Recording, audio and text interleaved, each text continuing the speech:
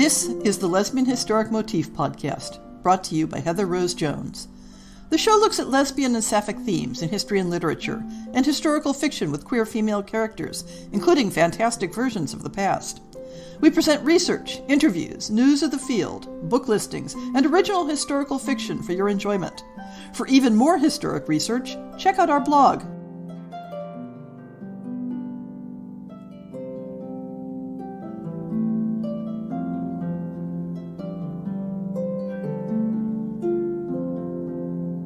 Today, we're going to look at historic romance tropes involving marriage, and how they can be adapted to female couples.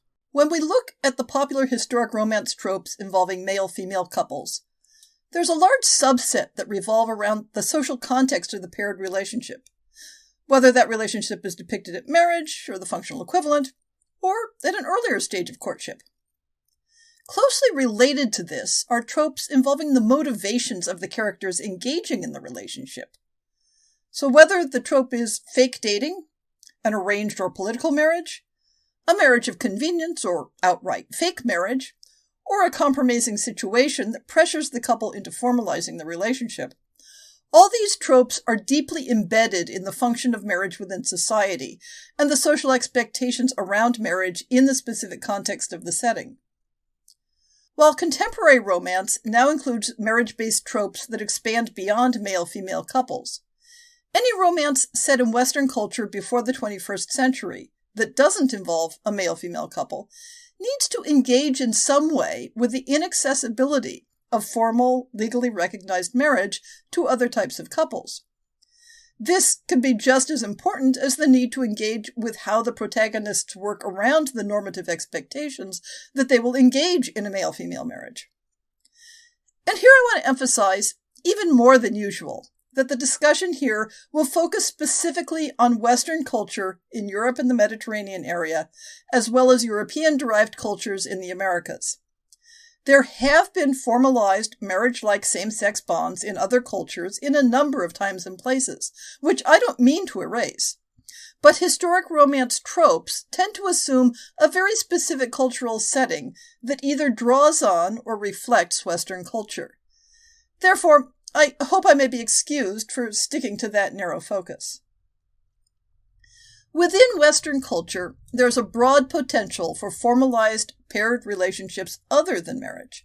But the social dynamics and expectations around those non-marital relationships will affect the ways in which they can stand in for marriage within a historic romance trope. Today's exploration of the dynamics of popular historic romance tropes for female couples will look at some of the general types of contractual relationships that can provide an alternate context for marriage tropes, as well as exploring how specific tropes such as fake relationship or marriage of convenience might play out differently for non-marital bonds. For those who may be coming into this series in the middle, what we mean by trope in this context is a recurring literary device or motif, a conventional story element that is used regularly enough that it carries a whole context of meaning and connects the story to other works that employ the same trope. The trope could be a character type, or a situation, or even a plot sequence or mini-script. In the context of historic romance novels, popular tropes include ones that describe attributes of the romantic couple, the context in which they meet, the barriers keeping them apart, or the mechanism by which they connect romantically. As usual, my examples and discussion are going to lean heavily on Western culture.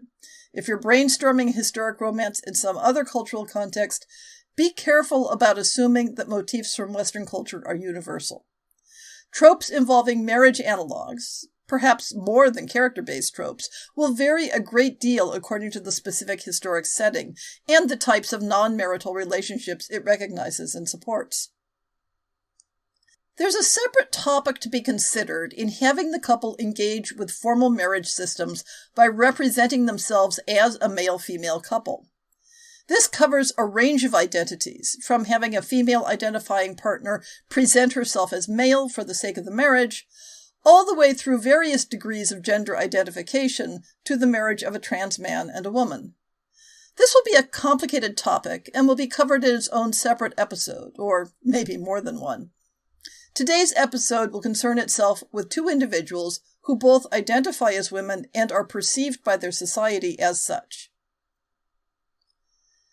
Marriage has always had multiple functions and purposes. The romance genre focuses on the purpose of finding and bonding with a romantic and erotic partner. But specific marriage-related tropes may lean on some of the other functions. These include creating an economic or social contract between families, the establishment of a line of inheritance, typically including the production of children, combining economic and labor resources to better support the functioning of an independent household, and the formalization of a friendship. With the exception of procreation, you can find same-sex analogs for these purposes in many historic cultures. While we may think of marriage as having certain universal features, a cross-cultural and cross-time survey of marriage practices and customs would have a hard time finding a defining set of characteristics. Marriage can be a contract between individuals or between families. It can be formalized by law or by a religious authority or simply by the declaration of the parties involved. It may be viewed as permanent or temporary. The consent of the couple being married may be essential or optional or irrelevant. Given all this, the question of what counts as a same-sex analog of marriage depends on what definition and aspect of marriage you're looking at.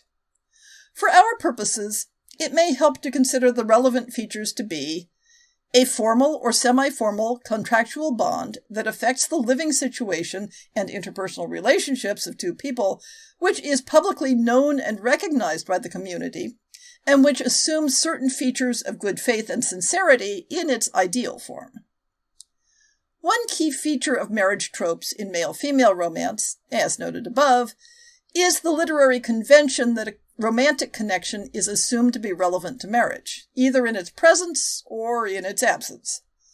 While some non-marital analogs, such as formalized friendship bonds, similarly assume an emotional component, others do not.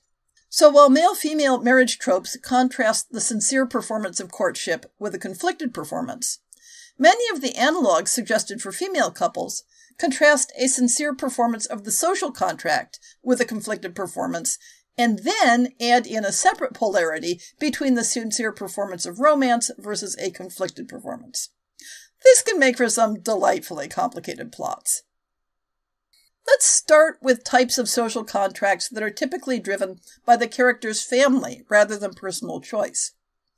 For example, the practice of fosterage among the medieval European elite was partially intended to create social bonds between families. Typically, an adolescent would be sent to live with another family where they would learn adult skills and form personal connections that were expected to benefit their birth family.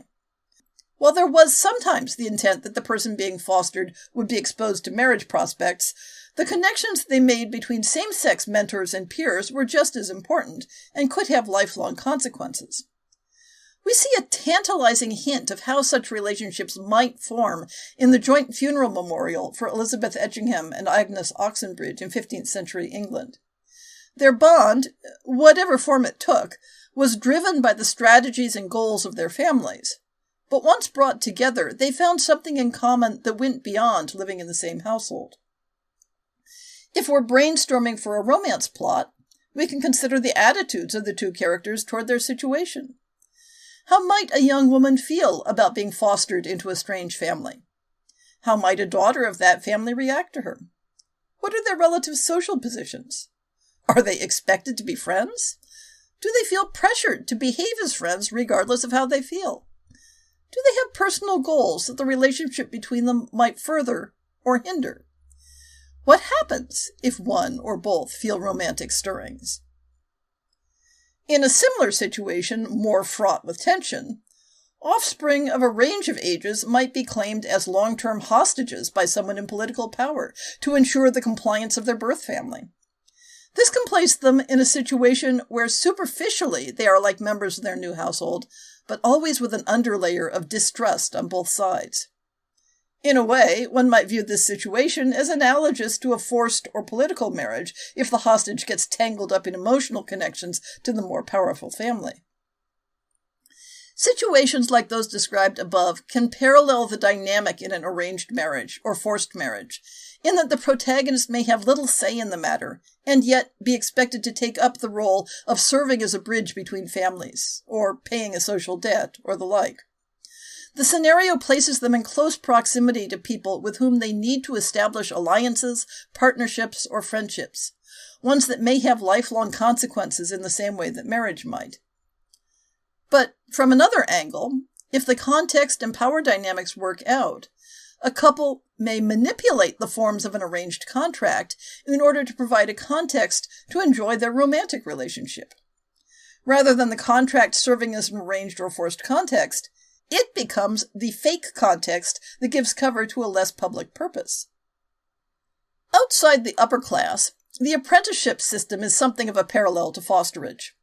The range of jobs a young woman might be apprenticed into will depend on context, but could include joining her mistress's household.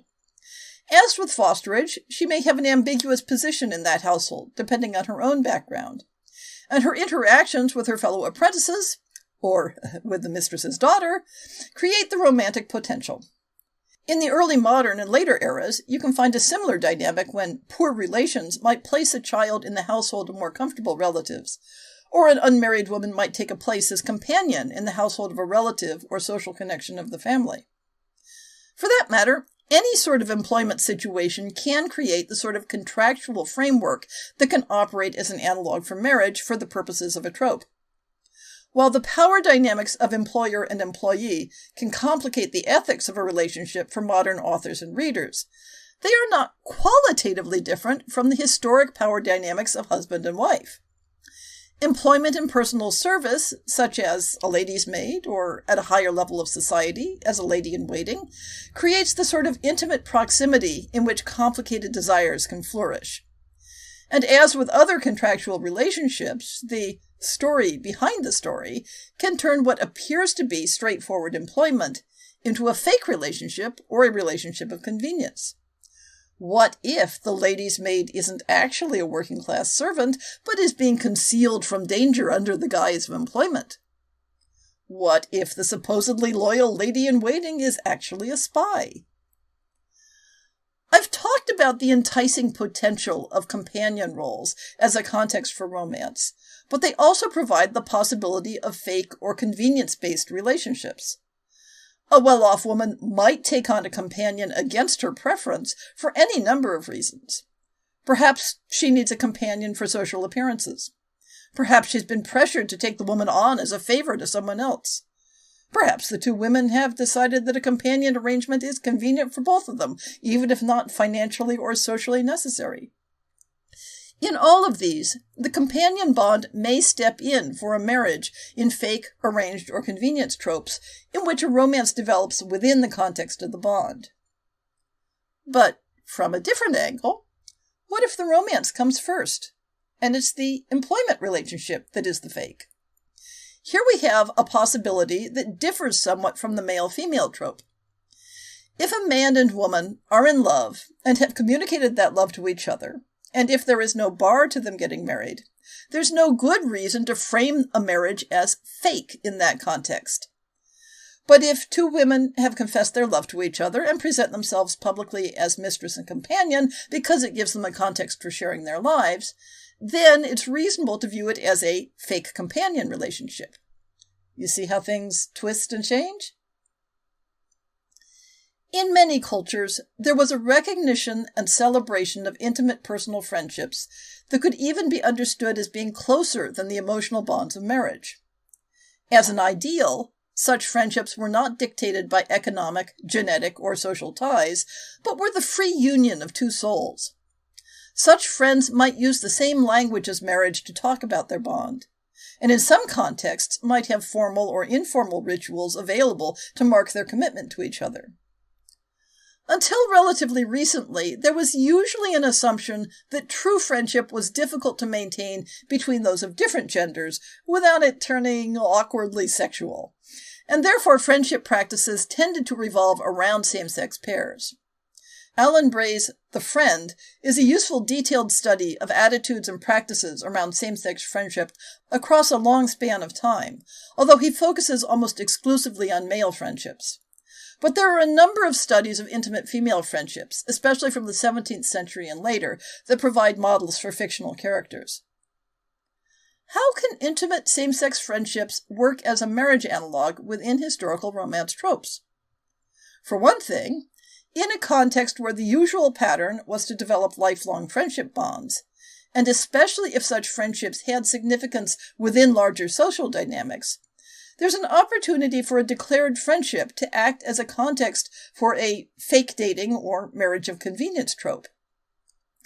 Say, person A is trying to be your best buddy, and you have reasons to avoid them or distrust them, but you don't want to say so outright. So you arrange with person B to be your bosom friend, to whom you profess loyalty. And then, well, it turns out you want more than a convenient excuse. But such friendships, like familial alliances, could also have more practical benefits than simple companionship. Entering into a public friendship with ulterior motives has clear parallels to agreeing to a marriage for hidden purposes, with similar emotional consequences if the other person believes you are sincere. In literature, and perhaps sometimes in life, same-sex friendships might be treated as an equivalent to marriage not only in their emotional dynamics, but in being socially obligatory. De la Riviere Manley's The New Atlantis, although written as satire, describes a secret society in which female pair bonds were required for entrance. And we see a similar, though also satirical, treatment in the late 18th century fictional Annandrine sect. During the heyday of romantic friendship, a middle-class woman who lacked a special female friend might well be considered devoid of proper sensibility. And unlike the other types of semi-formal contractual relationships discussed in this episode, friendship assumed the existence of an emotional bond, in the same way that historic romance genre assumes the alignment of marriage with an emotional bond. This makes formalized friendships an excellent choice for those who want a close parallel to marriage-based romance tropes. Regardless of gender dynamics, or the existence of a marriage contract, one of the very practical functions of people coming together to form a household is the ability to pool resources and share duties. Even in contexts where it was logistically possible to set up an independent household as a single person, everything was easier with one or more partners. Two people can merge their financial resources and incomes and gain access to more security than either of them alone. And the work of maintaining a household, whether it involves physical labor or management skills, is halved when two people are involved. This has always been held out as one of the basic purposes of marriage, the partnering with a helpmeet, and outside of marriage it remains a practical motivation for cohabitation. Across the ages, it has been common for unmarried women to pool resources, either in pairs or in larger groups, to achieve a more stable position or a higher standard of living. In some historic contexts, this type of household was a recognized type. Whether the arrangement is framed as a landlady with boarders, or spinsters eking out their resources together, whether they present themselves as business partners, or the overt couplehood of a Boston marriage, whether the arrangement looks like employment, or like friendship, or like familial bonds, the outcome is a semi-formal living arrangement that has a public purpose not related to a romantic or erotic relationship. This can not only create an analog to marriage for the purposes of a romance trope, but it can add an additional layer of complexity to the tensions and interactions that play out within the trope. Let's look at just one isolated scenario and ring some changes over it. Anne has inherited a house from her grandmother and doesn't want her cousins to move in under the argument that she needs the help. Elizabeth is making an adequate living as a writer, but since it's all under a pen name to conceal her gender, her family assumes she's impoverished. To solve both their problems, Anne offers to take Elizabeth on as a boarder. Aha! Fake relationship! Because neither of them needs the financial arrangement, they only need the illusion of depending on the financial arrangement. But now, In comes the romance plot, though neither of them went into this expecting any sort of emotional entanglement. For that matter, maybe they don't even like each other much at first. Or each of them believes the other's fictional financial emergency. And then one, or the other, finds herself getting attached. But something happens to disrupt the fictional border arrangement. Maybe Elizabeth comes into some money that she's able to be public about, and so can afford her own place. What to do? Can they sort out all the fictions and feelings to achieve true love? Expanding the types of relationships that can be used as the basis for a marriage-like trope for female couples changes some of the dynamics, but not always in the way you might think. The imperative toward marriage can involve external pressures and demands, but so can other types of personal contract. First marriage traditionally happens around a specific life stage, though perhaps a different age in different contexts. But other interpersonal contracts may have a similar ticking clock. Marriage may be driven by ulterior motives that create the temptation or the need for deception, either between the couple or for an external audience. But so do many other types of relationships. And as we've seen, while male-female marriage tropes typically operate between two contrasting states, the idealized one in which romance, desire, and marriage are all aligned, and the conflicting state in which that alignment is disrupted, parallel tropes for female couples disrupt the assumed connection between the public arrangement and the existence of a romance, allowing for a three-way conflict between the romantic potential and the public and private understandings of the contractual context in which it develops. The essential features in turning a trope into a plot are to identify which functional aspects of the trope you want to replicate, and then find a type of formalized same-sex arrangement that can replicate the same functions. And if you set it up cleverly, you'll end up with even more potential for angst, intrigue, and misunderstanding than traditional marriage can offer.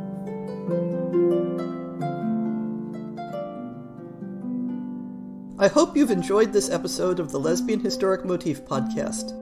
See the show notes for links to people and topics. Most shows will have a transcript linked as well. If you have a book announcement, a topic suggestion, or might like to appear on the show, please drop me an email.